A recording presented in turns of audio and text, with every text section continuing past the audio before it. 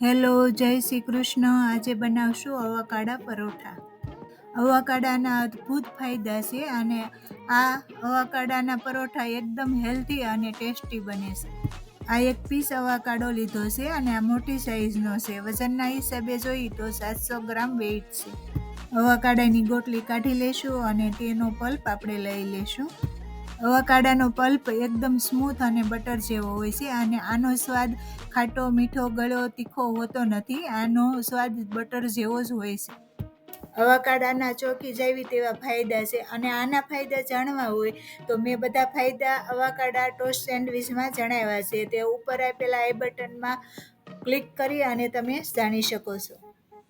અવાકાડાના પલ્પને આપણે આ સ્પૂનની મદદથી આ રીતે આપણે મેશ કરી લઈશું.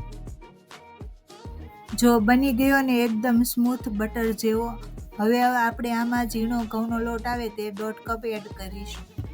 એકદમ ઝીણા કટ કરેલા 1/2 કપ લીલા ધાણા એડ કરીશું. 1 ટેબલ સ્પૂન ક્રશ કરેલું લસણ, 1.5 ટેબલ સ્પૂન ક્રશ કરેલા લીલા મરચાં અને 1 સ્પૂન આદુની પેસ્ટ. 1 મીડિયમ સાઇઝની ડુંગળી ઝીણી કટ કરેલી એડ કરીશું. 1 સ્પૂન મીઠું અને 1/2 ટીસ્પૂન મરી પાવડર એડ કરીશું. હવે આમાં તેલ કે ઘીનું મોણ પણ નથી દેવાનું અને મસાલા પણ વધારાના એડ નથી કરવાના. હવે આને આપણે સારી રીતે મિક્સ કરી અને લોટ બાંધી લઈશું.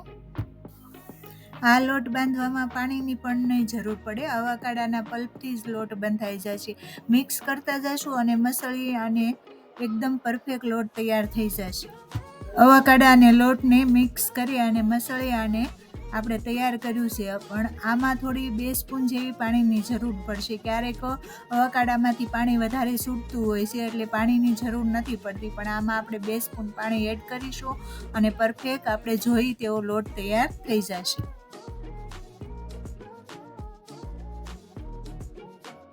એકદમ સરસ અને પરફેક્ટ લોટ બંધાય અને હવે રેડી થઈ ગયો છે. હવે આપણે અવાકાડાના પરાઠા વણી લઈશું. રોટલીના સાઈઝનો આ લુઓ તૈયાર કર્યો છે અને આ રોટલી સાઈઝના પરોઠા બનાવવાના છે. અને મોટા પરોઠા બનાવવા હોય તો મોટો લુઓ લઈ અને મોટા પણ બનાવી શકાય. હવે આપણે આ પરોઠાને શેકી લઈશું. આ પરાઠા એકદમ હેલ્ધી છે અને હજી પણ આપણે તેને હેલ્ધી જ રાખવાના છે. એને શેકવા માટે તેલની જગ્યાએ આપણે ઘીનો ઉપયોગ કરીશું.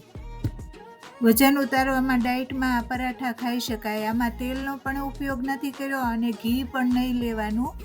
શેકી અને ડાયટમાં લેવાના.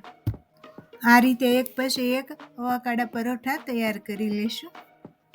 મારા અવાકાડા પરાઠાની રેસીપી તમને ગમી હોય તો વધુમાં વધુ શેર કરજો, લાઈક કરજો. હજી સુધી મારી ચેનલને સબસ્ક્રાઈબ ના કરી હોય તો બાજુમાં આપેલા બેલ આઇકન બટન દબાવી અને સબસ્ક્રાઈબ કરજો. મારી નવી નવી રેસીપીની નોટિફિકેશન મળશે.